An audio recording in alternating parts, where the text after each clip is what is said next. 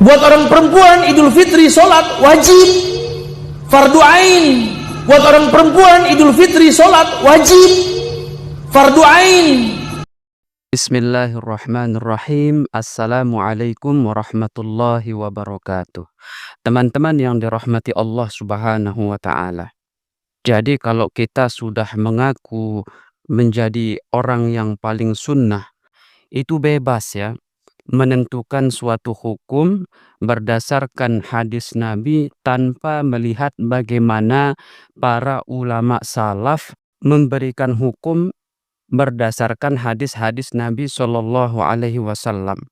Jadi ketika membaca suatu hadis, walaupun hadis itu adalah hadis sahih, lalu kemudian menetapkan hukum dengan hadis itu tanpa melihat bagaimana ulama memperinci maksud dari hadis tersebut, lalu kemudian mengatasnamakan Nabi mengatakan bahwa sholat id bagi wanita, ya, bagi wanita sholat id itu adalah fardu ain.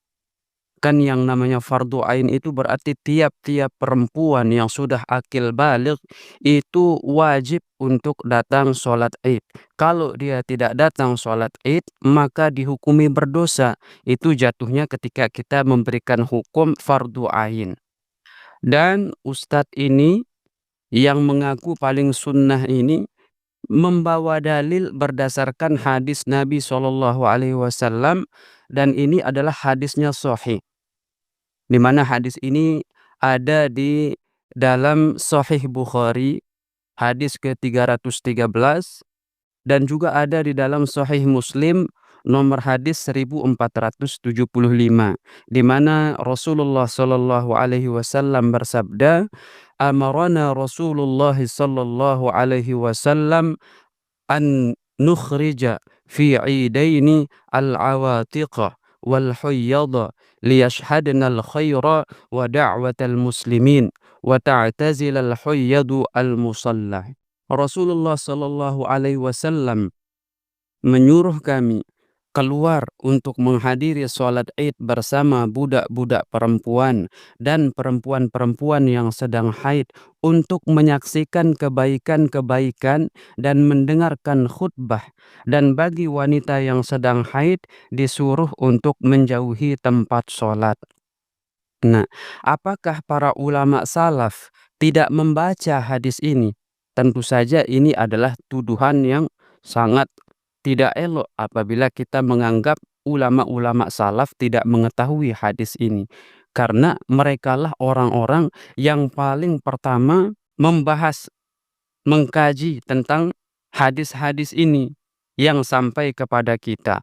Baik, lalu berdasarkan hadis ini, bagaimana pandangan hukum para ulama terhadap hadis tersebut? Ini yang perlu untuk kita sama-sama perhatikan. Ya, kalau kita ingin melihat hukum, maka rujukan kita di situ adalah 4 imam mazhab.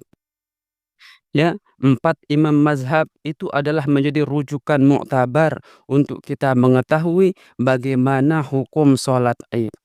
Nah, baik, mari kita perhatikan penjelasan para ulama ya tentang hukum sholat id dalam 4 imam mazhab.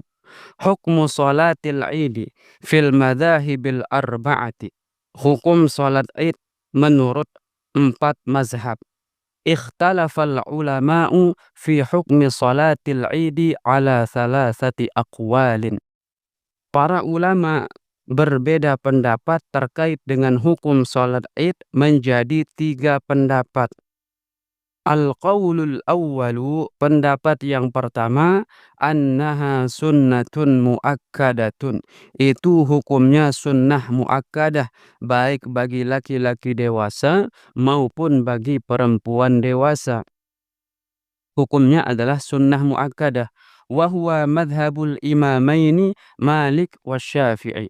Dan ini menurut 2 mazhab yang dibawa oleh 2 imam, yaitu Imam Malik dan Imam Syafi'i. Wal qawlu tsani, Sedangkan pendapat yang kedua, annaha fardun 'alal kifayati, bahwasanya salat Id itu adalah hukumnya fardu kifayah. Wa huwa madhhabul Imam Ahmad bin Hanbal, dan ini adalah menurut mazhab Imam Ahmad bin Hanbal. Wal qaulu tsalis, sedangkan pendapat yang ketiga, innaha wajibatun ala kulli muslimin, wajib bagi tiap-tiap muslim laki-laki, ya. Fatajibu ala kulli rajulin, maka wajib bagi setiap laki-laki. Wa ya'thamu min tarkiha min ghairi udhrin, dan laki-laki berdosa apabila meninggalkan salat Id dengan tanpa uzur. Wa huwa madhhabul Imam Abi Hanifah, dan ini adalah menurut mazhab yang dibawa oleh Imam Abu Hanifah. Wa riwayatun anil Imam Ahmad, dan dalam satu riwayat juga diriwayatkan bahwa pendapat ini dari Imam Ahmad. Ini tidak ada satu ulama salaf pun yang mengatakan bagi perempuan hukum salat Id itu adalah fardu ain.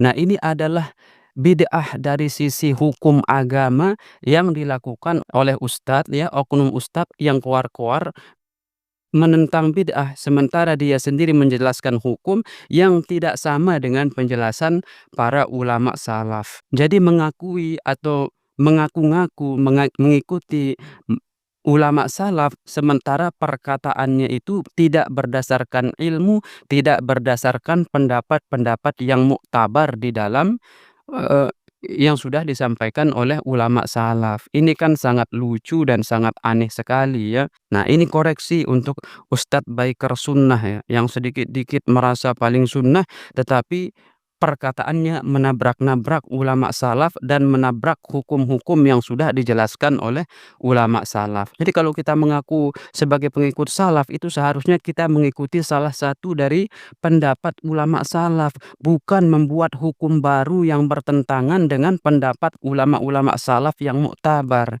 ya. Semoga video singkat ini bisa dipahami. Demikian, wabillahi taufik wal hidayah. Wassalamualaikum warahmatullahi wabarakatuh.